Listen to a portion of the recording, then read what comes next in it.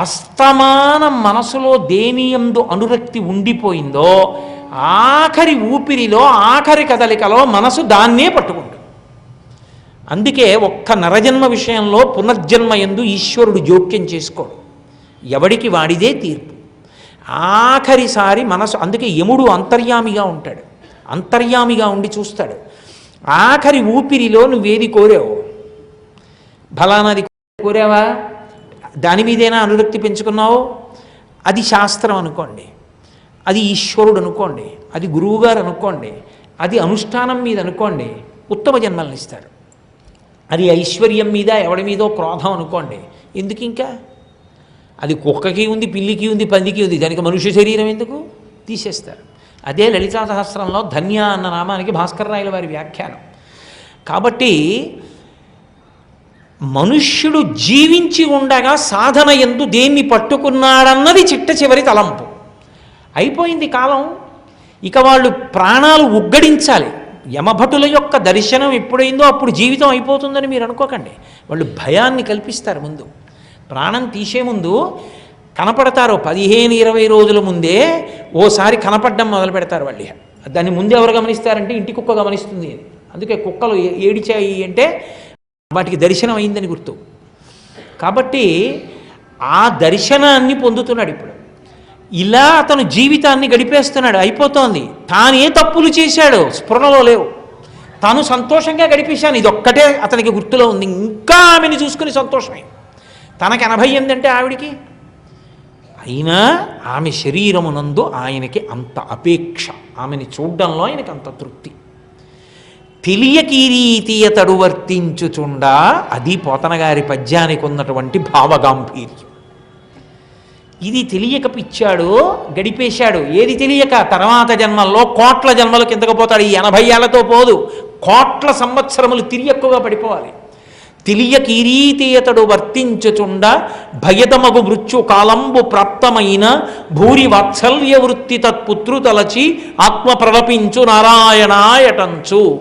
అరిటిపండు ఒలిచిపెట్టినట్టుగా వేదాంతాన్ని చెప్పారు పోతన గారు. భయదమగు మృత్యుకాలంబు ప్రాప్తమైన, మృత్యువు ఈ శరీరం పడిపోవడం చేసిన పాపకర్మల వలన ఆఖరి స్మరణలో భగవంతుని యొక్క స్మరణ లేకుండా వెళ్ళిపోవడం అయితే అంతకన్నా భయంకరమైనది ఇంకొకటి ఉండదు. శరీరాన్ని విడిచిపెట్టడం. అసలు మధ్యలో ఉన్న కష్టాలు కావండి, రెండే కష్టాలు. దీంతో బయటికి రావడం, దీన్ని వదిలి బయటికి వెళ్ళడం. అమ్మ కడుపులో ఉన్నప్పుడు దీంట్లోకి వచ్చి ఉండడం, ఇది అమ్మ కడుపులోంచి బయటికి వచ్చే వరకు ఉన్నది గర్భస్థ నరకం. అసలు కష్టం అక్కడ ఉంటుంది. రెండో కష్టం దీన్ని వదిలిపెట్టి బయటికి వెళ్ళడంలో ఉంటుంది. ఈ రెండే పెద్ద కష్టాలు. మధ్యలో కష్టాలు ఏముంది, ఆ రెండు బాగా గుర్తుంటే అసలు ఈ కష్టాలే కావు, సుఖాలు. కాబట్టి అవి రెండు గుర్తుండకపోవడం వల్ల ఈ కష్టాలు అనిపిస్తున్నాయి. కాబట్టి భయదమగు మృత్యుకాలంబు ప్రాప్తమైన, ఆఖరి ఊపిరి దగ్గర ఆగుతుండాలి కదా. మరి యమభటులు కనబడ్డారు. ఆ భయంలో ఏం చేశాడంటే అప్పుడు ఊపిరి అని ఆగిపోతుంది. అది పోతన గారి హృదయం. వాళ్ళు అలా కనపడి మీదకు ఉరుకుతున్నట్లు కనపడుతుంటే ఒక్కసారి ఊపిరి ఆగిపోయి ఉద్వేగాన్ని పొందాడు. ఇప్పుడు శాంతంగా మనసు ఆలోచించి స్మరించి గుర్తులోకి తెచ్చుకున్నది కాదు, అది బ్రతికున్నంతకాలమే అవకాశం. ప్రశాంతంగా వినడం, ప్రశాంతంగా చదువుకోవడం, ప్రశాంతంగా ఓ విష్ణు సహస్రం చదువుకోవడం, అవి బతికున్నప్పుడు. అందుకే బతికియున్నన్నాళ్ళు నీ భజన తప్పను కాని మరణకాలమునందు మరతునేమో, ఆ వేళ యమదూతల అగ్రహంబున వచ్చి ప్రాణముల్ పెకలించి పట్టునప్పుడు కపవాత పైచముల్ కప్పగా శ్రమచేత కంపముద్భవమంది కష్టపడుచు నారాయణాయంచు నా జిహ్వతో నిన్ను పిలుతునో శ్రమచేత పిలువలేను.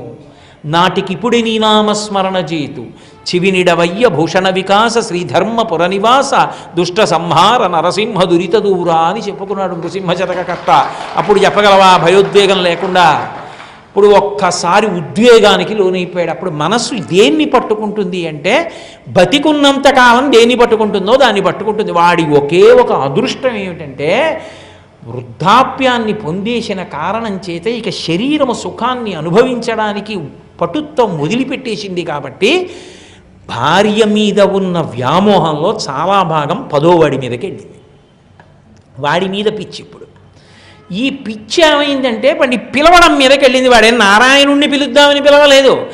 ఆ పిల్లాడి మీద ఉన్న వ్యామోహంతో భూరివాత్సల్య వృత్తి తత్పుత్రు తొలచి, తత్పుత్రు ఏ పుత్రు? తత్పుత్రు నారాయణ అని పేరు పెట్టుకోబడినటువంటి కొడుకు.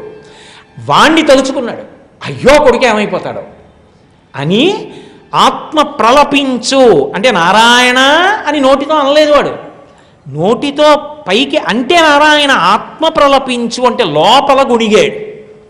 చిన్న గొణుగుడు, ఎందుకని పైకి నారాయణ అని పిలవడానికి కళ్ళు చెవులు మూతి ఏం పనిచేయవు. ఆ ఉద్వేగంలో ఊపిరి ఒక్కసారి ఆగిపోయినప్పుడు మళ్ళీ వాళ్ళు కనపడడం ఆగితే మళ్ళీ కొన్నాళ్ళు ఉంటాడు, ఆఖరణ వాళ్ళు వచ్చి మీద పడిపోయినప్పుడు వెళ్ళిపోతాడు, అది వేరు విషయం.